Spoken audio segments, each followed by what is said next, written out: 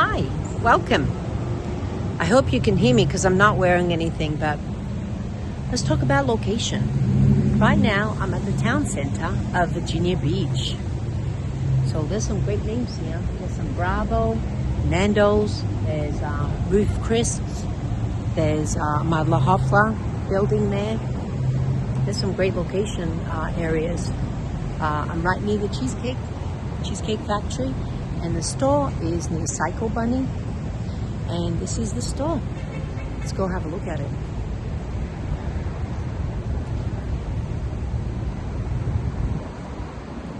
And there's the Cheesecake Factory.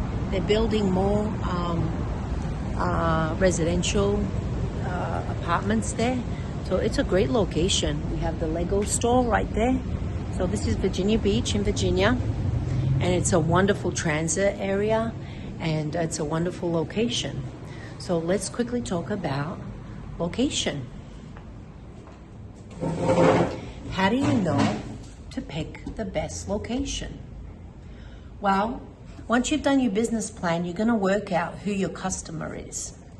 So once you know who your customer is, you can work out, I got a bunch of color. Once you can work out where they are. So I'm a more of a high end, so I don't want to be in a small little mall-like place. I don't want to be in a like Food Lion, Kroger strip. I don't want anything local because I am more higher end. So I want to be in a like a business district. I want to be in a where people are working during the day more, not staying at home. Now, I'm not saying you can't stay at home, but I did that. I stayed in like a very local place where I just had a supermarket, like a Kroger. I think it was Food Line or something like that. And it was very high end. The neighborhood was top US earning. And it didn't really help me any. I mean, it was, people don't see you in the same way when you're local. They don't see, especially if you don't have a name. So if you do like cupcakes and something not so high end, then you can be in a more of a residential district because people want access to you, like people for birthday parties, things like that want more access to you. So if you do more, so where your customer is located is where you're going to be located. But again, you have to balance that out with perception. So the way people perceive you is very important. If you're a very high-end place, like I used to be, people used to say, why are you here? Why are you here? You know, I used to wear my chef's uniform and I was perceived as a really nice place. What am I doing in the neighborhood? It was just weird. It was like I was your personal chef in your neighborhood. So it wasn't perceived very nicely.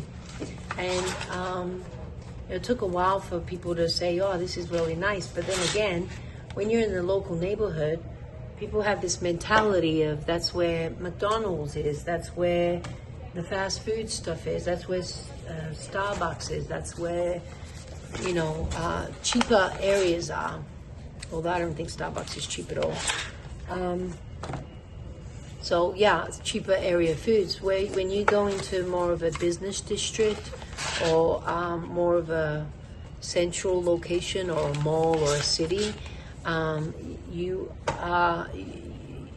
people have to make a trip for you, which means they're more willing. It's like when you go on vacation, you got to go on a trip. They're more willing to spend more because of convenience and luxury and premium.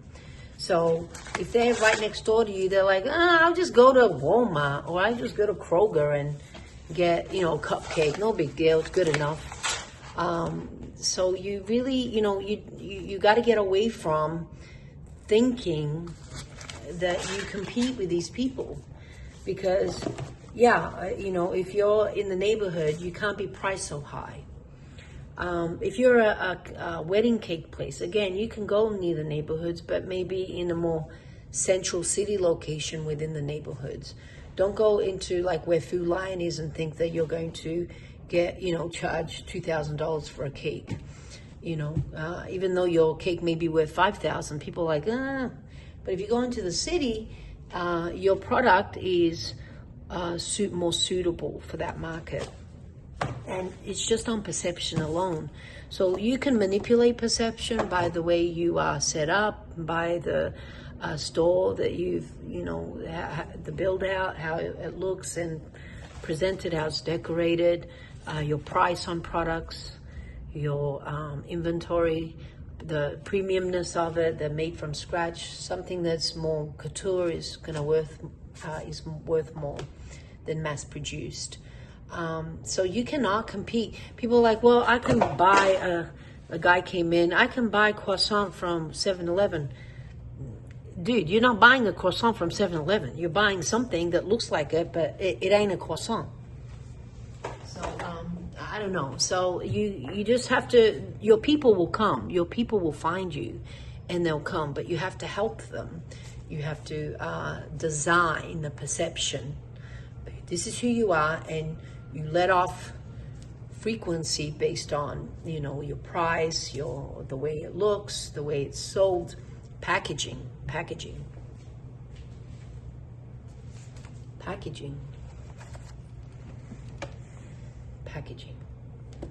This is everyday. Nice.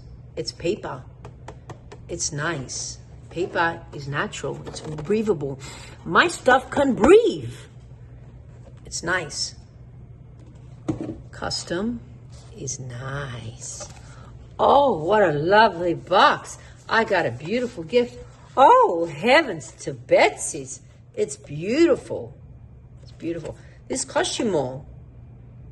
This is committal. I can order 200 of these and be done and just keep ordering when I go down.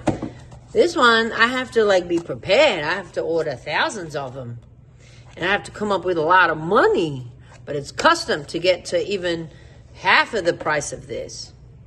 So, we're not dealing with the same things, but this is perceived as better. If you got a lot of products and a lot of different boxes, it gets crazy. So, be niche it down. Some guy told me he's from some corporate, and a lot of people think they know everything, but they don't. Most people don't know anything because they're not doing it. So how do they know? How do you know? But this guy, he made sense. He goes, just narrow it down. Narrow it down. Get all your products and narrow it down to a few. That's great advice. I'm finding after 10 years of doing business that advice is very phenomenal. Narrow it down. Because perception is one of the tail frequencies you admit. Depending on who you bring. Who comes in is based on the frequency you put out. Your price, your packaging, your vibe, your location. Who you are.